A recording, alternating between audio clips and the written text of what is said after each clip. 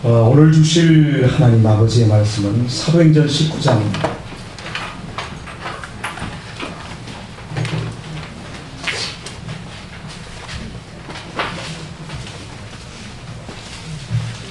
사도행전 19장 1절에서 7절의 말씀을 보겠습니다. 아볼로가 고린도에 있을 때에 바울이 윗지방으로 다녀 에베소에 와서 어떤 제자들을 만나 그러되 너희가 믿을 때 성령을 받았느냐 가로되 아니냐 우리는 성령이 있음도 듣지 못하였노라. 바울이 가로되 그러면 너희가 무슨 세례를 받았느냐 대답하되 요한의 세례로라. 바울이 가로되 요한이 내게 세례를 베풀어 백성에게 말하되 내 뒤에 오시는 이를 믿으라 하였으니 이는 곧 예수라 하거늘. 저희가 듣고 주 예수의 이름으로 세례를 받으니 바울이 그들에게 안수하며 성령이 그들에게 임하심으로 아무도 하고 예언도 하니 같이 보십니다. 모두 12사람쯤 되니라. 아멘. 목을 많이 사용하다 보니까요, 설교를 하는 중간에 목이 갈라집니다. 여러분들 좀 새소리가 나더라도 이해하시고 들어주시기를 바랍니다. 오늘 설교 제목이 우리가 받은 세례는 물음표가 있습니다. 같이 한번 해볼까요? 우리가 받은 세례는. 이제 저를 주목하시면 됩니다. 앞선 18장 본문에서 확인했듯 바울보다 뛰어난 석학 아볼로가 요한의 세례만 아는 부족함이 있었습니다. 이 문제와 맞물려 3차 전도 여행 중인 바울이 윗지방을 거쳐서 아랫지방인 에베소에 와서 믿음의 제자 몇 사람을 만나보니 믿는 것이 이상했습니다. 그래서 묻습니다. 너희가 믿을 때에 성령을 받았느냐? 그랬더니 그들은 성령이 있음도 모른다는 것이었고 아는 것은 오직 세례 요한의 회개에 이르는 세례뿐이라고 대답을 했습니다. 그리하여 예수 이름으로 세례를 받고 12사람 정도가 성령도 받았다라는 것이 본문 기록입니다. 오늘은 바로 이 문제, 요한의 세례와 예수의 이름으로 받는 세례와의 차이점에 대해 조명하도록 하겠습니다. 현대 교회는 예수를 구주로 믿기로 작정하고 일정 기간이 지나면 물 세례를 줍니다. 신내기 쪽에서는 물에다가 담그는 세례를 하고요. 저희 장로기 쪽에서는 뿌리는 세례를 합니다. 이것이 물 세례입니다. 문제는 세례를 받았다고 해서 자신의 내면 세계에 뭔가 달라진 신적인 능력이 느껴지지 않는다는 것입니다. 이런 답답함으로 자신은 물 세례만 받았을 뿐 오늘 본문이 말하는 성령을 받은 것도 더 나아가서 나는 구원받은 것도 아니라는 오해를 상당히 많이 갖고 있습니다. 그래서 오늘 본문을 근거로 이중 세례를 얘기하는 교회들이 있습니다. 즉 세례를 구분하는 것입니다. 세례를 2번 받으라는 거지요. 물 세례는 의미가 없고 성령을 체험하는 세례를 따로 받아야 한다고 방언이나 예언 쪽으로 세례를 몰아가는 것입니다. 어떤 사람들에게는 성령님께서 직접적으로 간섭하셔서 어떤 확신을 주시거나 성령님의 나타나심을 주시는 일들도 있습니다. 그러나 흔치 않습니다. 본문은 이중 세례를 이야기하고 있는 것이 아닙니다. 세례는 그리스도의 은혜로 구원받은 지위와 신분을 확증하는 것이지 은사나 상택의 우수함을 나타내는 작업이 아닙니다. 예수 그리스도의 대속에 힘입어 은혜로 얻는 새로운 신분, 즉 하나님의 자녀됨을 공인받는 것이 세례입니다. 마태복음 3장에서 회개의 세례를 베푸는 세례 요한 자신이 자신의 세례와 예수님의 세례를 정확하게 비교를 해줍니다. 한번 볼까요? 다 있나? 보이십니까? 나는 너희로 회개케 하기 위하여 물로 세례를 주거니와 세례 요한의 말이에요. 내 뒤에 오시는 이는 나보다 능력이 많으시니 나는 그의 신을 들기도 감당치 못하겠노라 라고 말하면서 뒤에 한번 여러분 읽습니다. 그는 시작. 그는 성령과 물로 너희에게 세례를 주실 것이요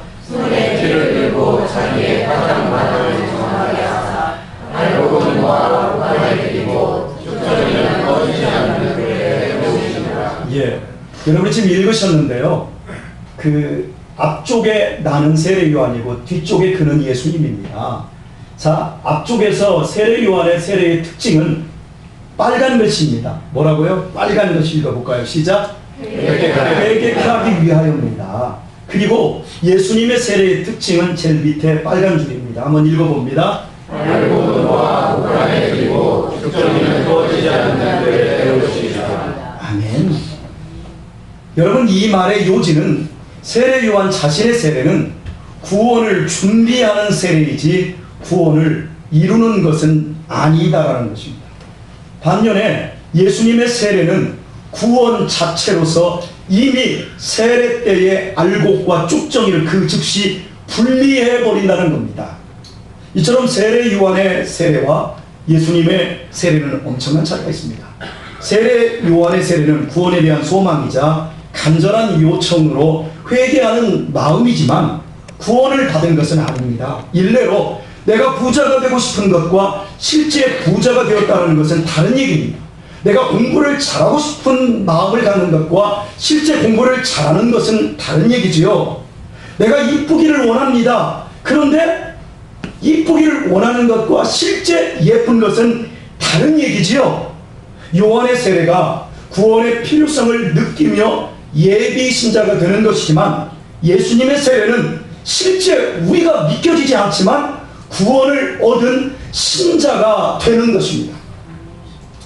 이제 여러분에게 한번 묻겠습니다. 여기 대부분 세례를 받으셨지요. 세례 안 받으신 분들이 한 몇 분 되시고 나머지 세례를 다 받으셨는데 여러분은 요한의 세례를 받으셨습니까? 예수님 안에서 구원 세례를 받으셨습니까? 더 쉽게 묻겠습니다. 직선적으로 묻겠습니다.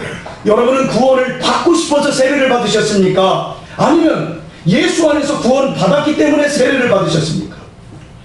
안타깝게도 하나님의 말씀을 바르게 모르는 많은 사람들은 자신이 받은 세례를 모릅니다. 구원을 받고 싶어서 세례를 받았을 뿐 자신은 아직 구원에 이르지 못했다고 생각을 합니다.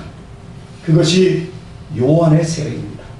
믿으면서도 아직 구원을 받지 못했다고 아는 사람과 구원 받았다고 아는 사람과의 신앙 인식은 현격히 달라집니다. 뿐이겠습니까? 삶 역시 달라집니다. 믿지만 구원을 받지 못했다고 아는 사람은 신앙적으로 가난하고 째째하고 불안할 수밖에 없습니다. 그러나 자신이 이미 구원받고 자신이 하나님의 자녀된 신분과 지위를 얻은 것을 아는 사람은 자유가 있고 평강이 있고 안식이 있고 여유가 있습니다.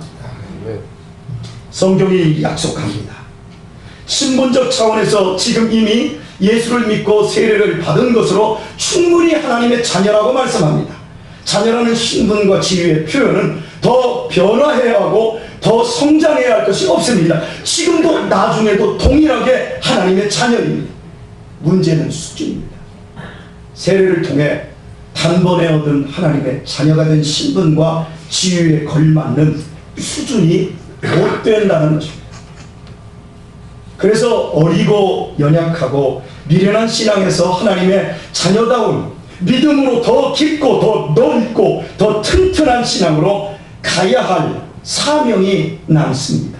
그래서 하나님은 우리에게 이 땅에서 살 수 있는 믿음으로 살 수 있는 시간을 주신 것입니다.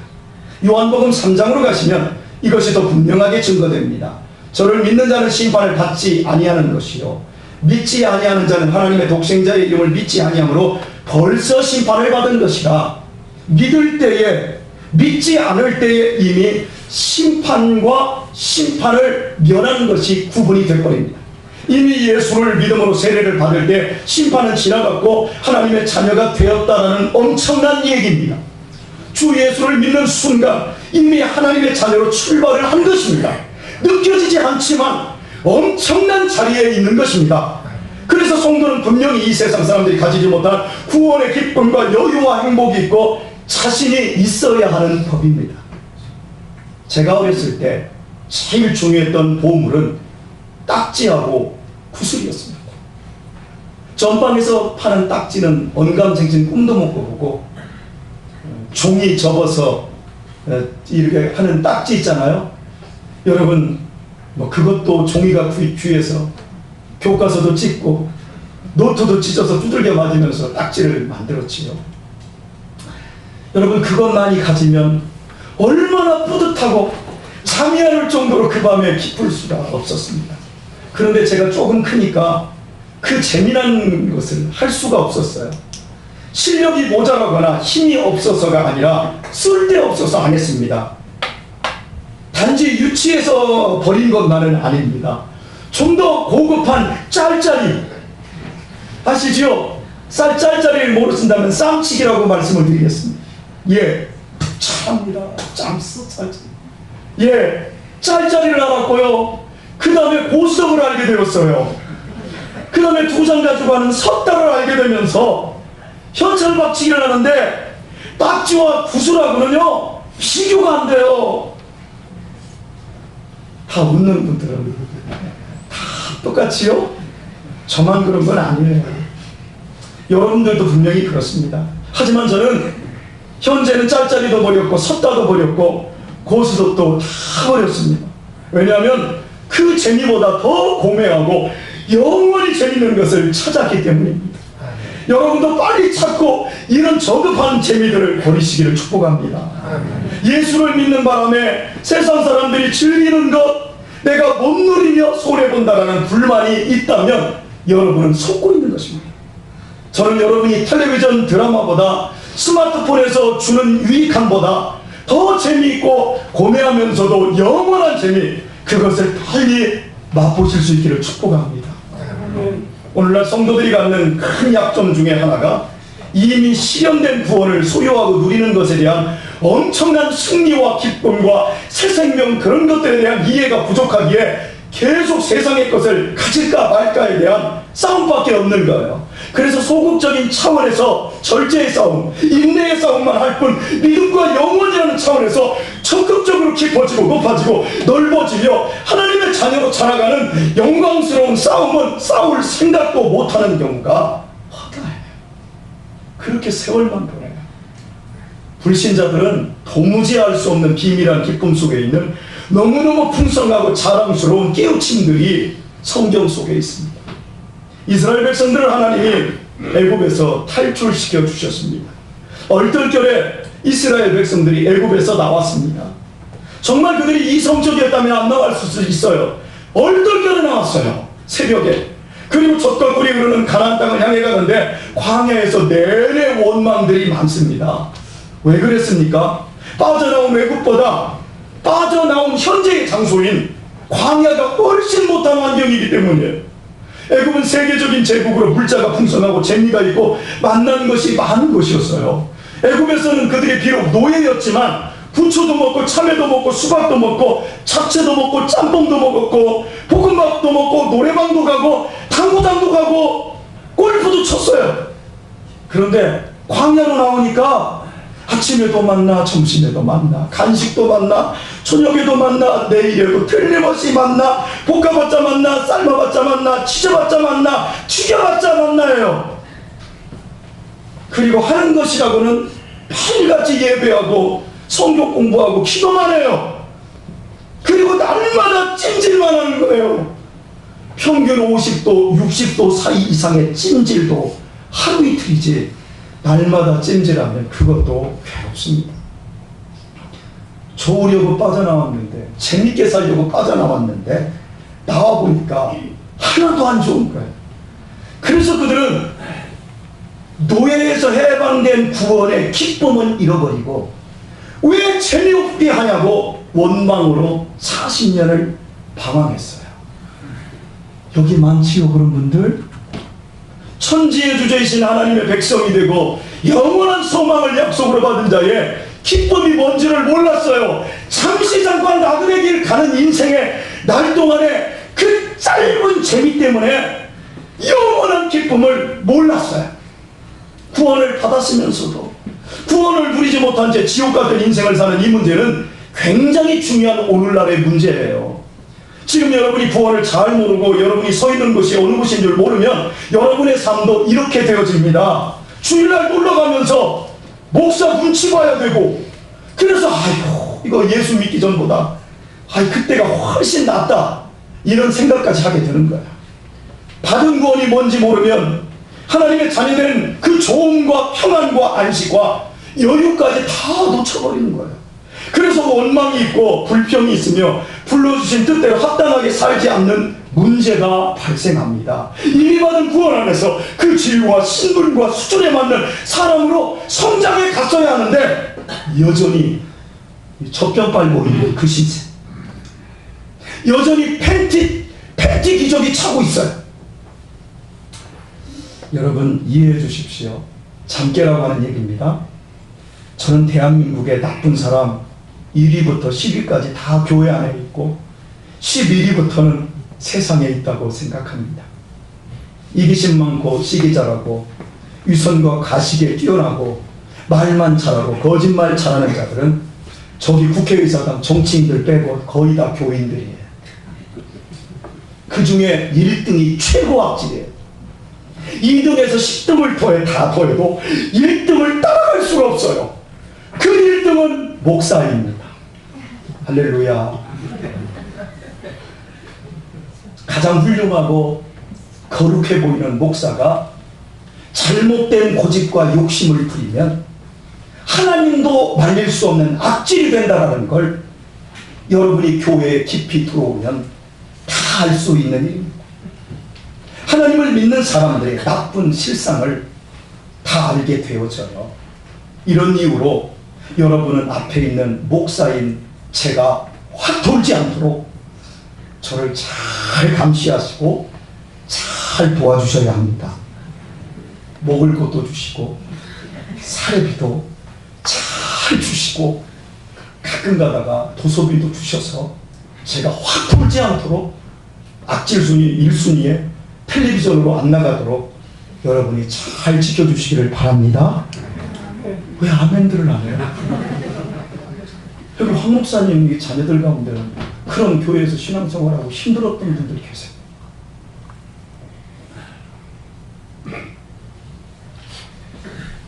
우리가 놓치지 않아야 할 것이 이것이에요. 예수를 믿는 것은 착해지는 싸움이 아니라는 거예요.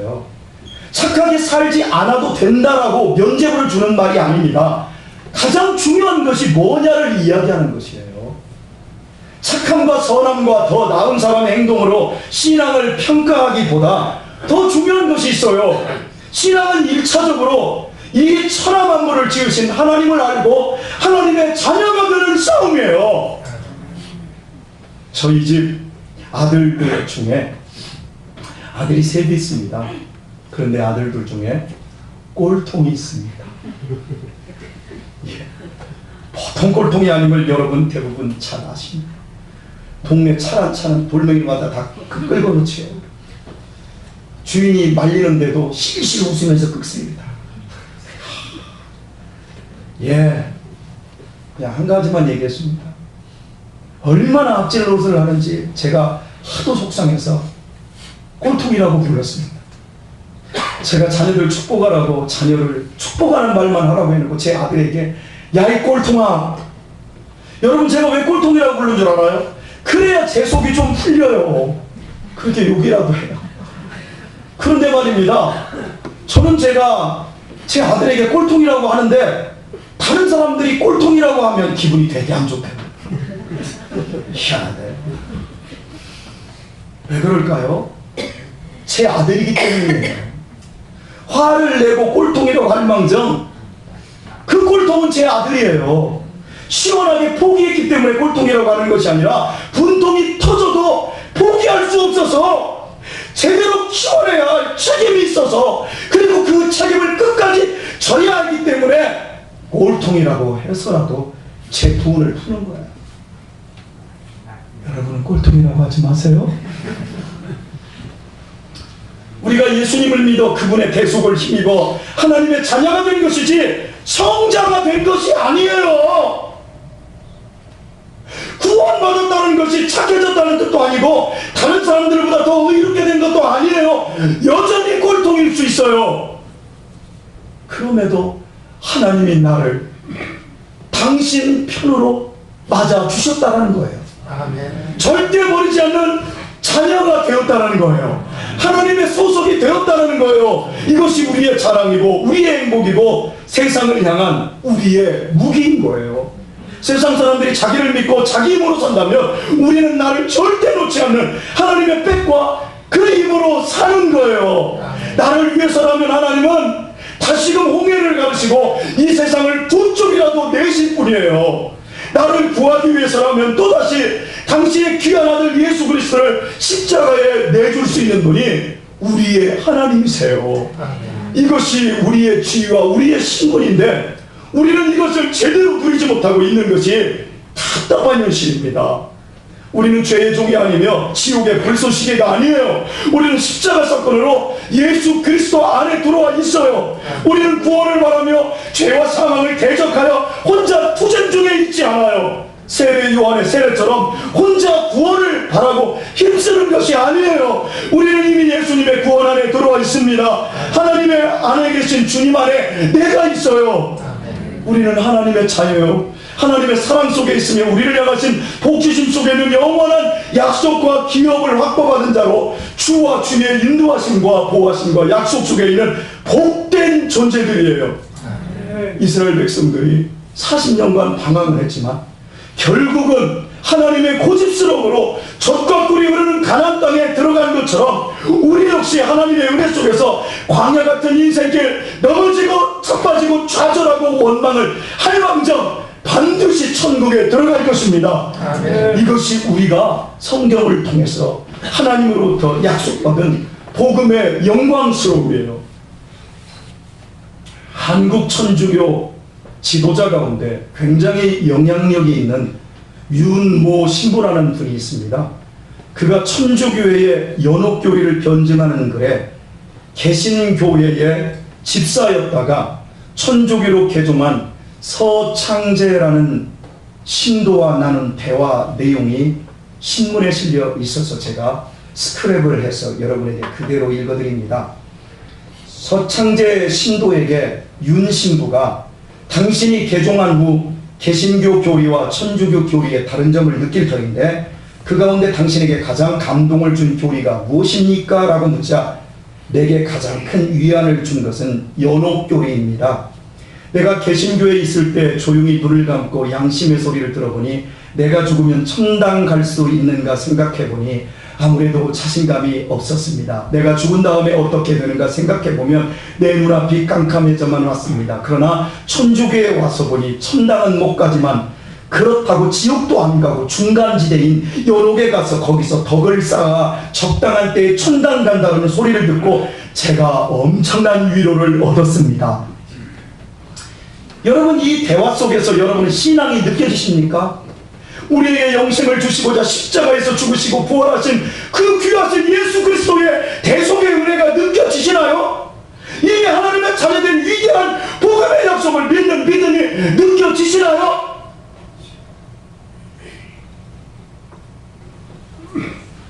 안타까운 것은 여기 있는 우리 성도들 가운데 대다수가 이런 신앙을 갖고 있다는 거예요. 아니, 여러분뿐만 아니에요. 수많은 성도들이 이런 식의 신앙생활을 하고 있어요. 성경이 약속하고 있는 하나님의 구원하시는 방법과 내세관과 전혀 상관없는 세상적인 논리를 가지고 있어요. 기독교는 눈을 감고 자신의 양심의 소리를 듣는 종교가 아니에요. 들어봤자 음란하고 거짓되고 더러울 뿐이에요. 기독교는 내면의 느낌이 아니라 눈을 부릅뜨고 눈 뜨세요.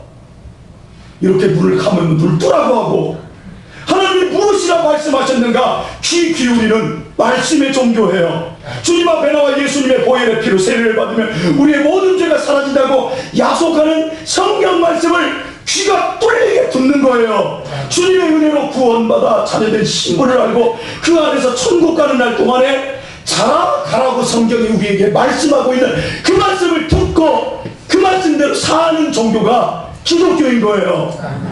사랑하는 교회 여러분, 여러분의 신앙인식이 요한의 세례에 머물러 있지 않기를 바랍니다. 구원받기 위해 자기를 닦아내는 것이 아니라 하나님의 자녀라는 지위와 신분으로부터, 모든 확보된 그 지위와 신분으로부터 모든 일을 출발시키십시오. 그래야 여러분의 실패와 잘못이 여러분을 좌절로 끌고 가지 않습니다. 뿐이겠습니까? 더 분발하게 되고 힘을 낼 수 있습니다. 앞서서 저희 집에 꼴통이 있다고 그랬어요. 그런데 여러분, 우리 집에 꼴통이 믿음이 제일 좋아요. 이번에 강원도에 설악산 가는데요, 백담사부터 봉정암 올라가서 스님들이 맛있는 걸 주는데 다 받을 때마다 할렐루야! 얼마나 미안한데 옆에서 스님이 막 목닥치면서 마반야 하니까 막 할렐루야 할렐 따라다니면서 얼마나 믿음이 좋은 애집이야. 저 거기서 마저 죽는 줄 알았어요.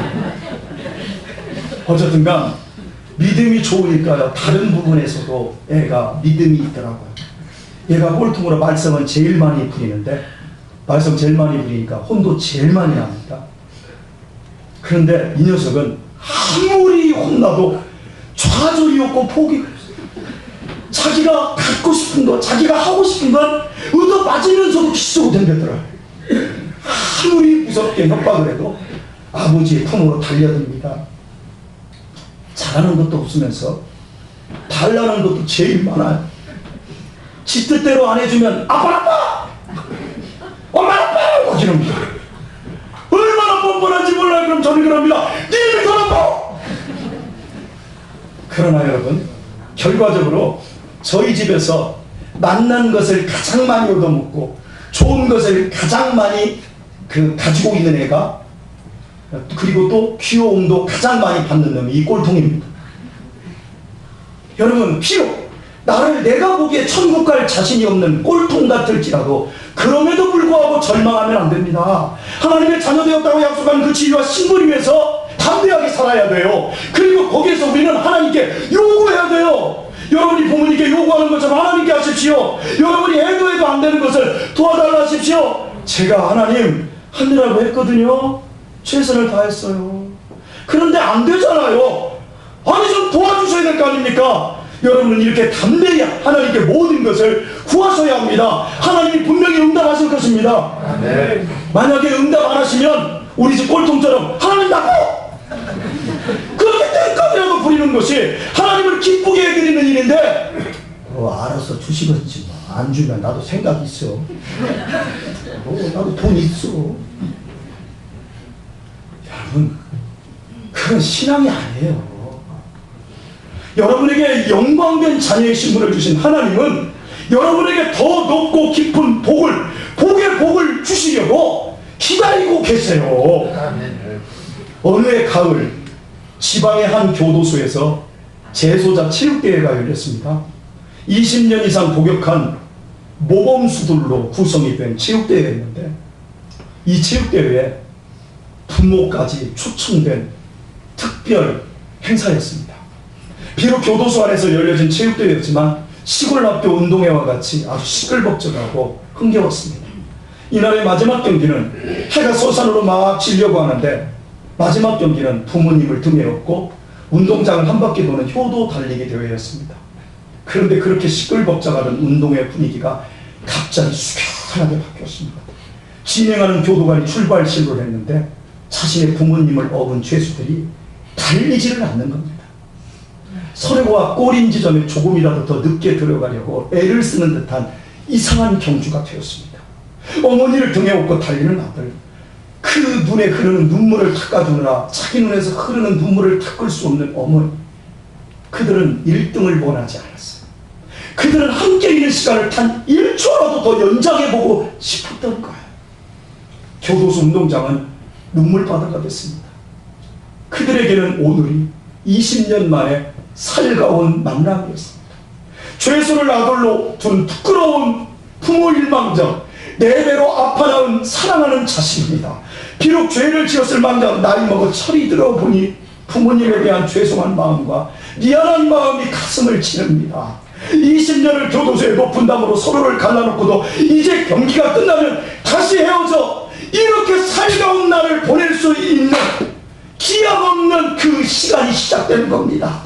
따뜻한 밥 한 그릇 해먹일 수 없는 부모님과 효도 한번 제대로 할 수 없는 자식은 그래서 서글퍼서 우는 겁니다. 많은 인생들이 사람답게 행복하게 살 수 있을 때는 그 귀함을 몰라요. 그때는 때는 그 가치를 몰라요. 젊을 때는 젊음의 가치를 모르고 건강할 때는 건강의 가치를 모르다가 이것들을 잃고 나서야 그 가치를 알게 됩니다. 늙은 부모님 살아계실 때는 효도의 기쁨을 모른 채 지나버리고 돌아가시고 나서야 사무치도록 자책합니다. 그래서 많은 사람들이 인생을 가치 있고 보람 있고 행복하게 못 살고 매일같이 바쁘게만 살 뿐이에요. 그리고 바쁜 것이 성공이라고 생각을 해요. 그렇게 단 한 번뿐인 인생을 다 허비하고 서산으로 해가질 때 그 실패와 허무함에 치를 떠는 겁니다.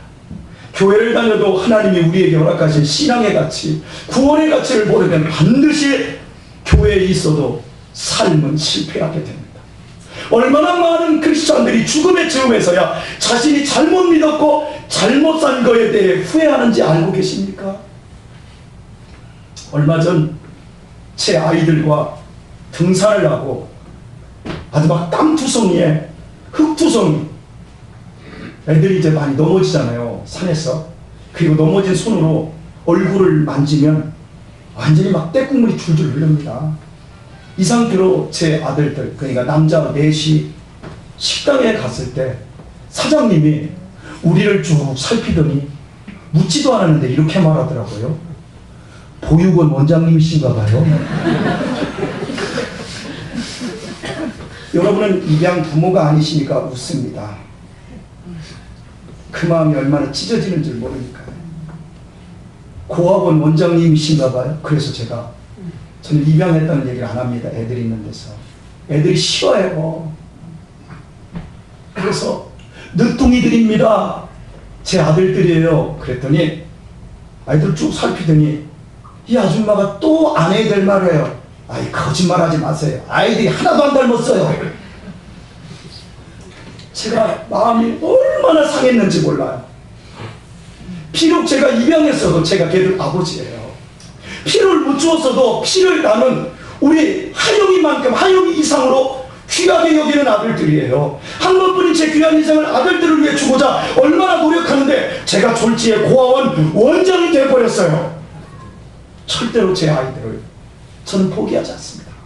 아무리 힘들어도 제 아이들은 땅에서나 하늘에서나 영원히 제 아들들이 되었어요. 다른 애들은 이해를 못해서 괜찮았지만 식당 주인의 말을 다 알아듣는 유신이의 당황하는 얼굴을 보면서 얼마나 속상했는지. 그날 저는 돌아오면서 우리 하나님 아버지의 마음을 알았어요. 우리는 하나님의 친자식들이 아니에요. 하나님은 당신의 귀한 신하들을 십자가에서 우리의 죄값을 위해 죽이시고 그 피값으로 우리를 죄에서 꺼내셔서 자녀로 입양시켜 주셨어요. 우리와 원수된 것을 십자가로 푸시고 우리에게 영원한 복을 베푸시고자 우리를 자녀 삼아 주셨어요. 그 좋으신 하나님이 임마누엘로 나의 인생을 지키며 하나님의 자녀답게 나를 키우고 책임지고 계셔요. 내가 혹시 이 광야 같은 인생길에 쓰러지면 하나님 아버지께서는 나를 업고서라도 천국까지 가실 것입니다. 내가 치매에 걸려 내가 나를 잃어버려도 하나님 아버지는 나를 절대 잃어버리지 않고 천국으로 이끌 것입니다. 그 좋으신 하나님 아버지께서 우리에게 원하는 것이 무엇일까요? 물질일까요? 아니에요. 우리가 하나님 아버지의 은혜로 자녀된 것을 믿어달라는 거예요. 나에게 그 아버지 소리를 듣고 싶고 나에게 고마운 아버지로 대우받고 싶어하는 것뿐이에요.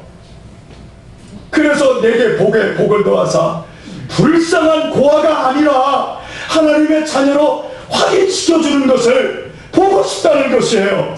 그런데 나는 하나님을 아버지로 대우는커녕 아버지로 인정도 안 해요. 내가 하나님을 아버지로 인정하는데 세상 사람들이 내가 하나님의 자녀된 것을 알까요? 세례 받아서, 요한의 세례 받아서 겨우 이제부터 회개해서 회개의 열매를 맺어야 겨우 구원을 할까 말까 그 인식을 가졌을 뿐 내가 하나님의 자녀된 것을 모르는데 어찌 신앙에 부여가 있고 여유가 있고 내 주변의 가족과 친척과 이웃들이 내가 받은 구원의 부유함을 알 수 있을까요? 하나님이 얼마나 가슴이 아플까요? 하나님이 얼마나 속상하실까? 말씀을 맺습니다. 사랑하는 우리 교회 여러분, 우리가 받은 구원과 하나님의 자녀된 이 믿겨지지 않는 특권을 확인하시고 거기에 걸맞게 사십시다. 하나님을 아버지로 고마운 아버지 그 신실한 아버지를 인정하고 효도하는 힘있는 신자가 되시고 신자된 특권들을 누리시는 여러분이 되십시오. 육신의 남은 시간이 얼마 남으셨나요? 그 남은 시간을 계산하시고 이제라도 하나님의 자녀로서 천사가 흠모할 만큼 아름답게 사시기를 권면합니다. 아버지 하나님께서 나를 통해 영광 받기를 원하십니다. 모두 지혜로우셔서 효성스러운 하나님의 자녀로 사시길 주의 이름으로 축원드립니다. 이 시간 나 주님의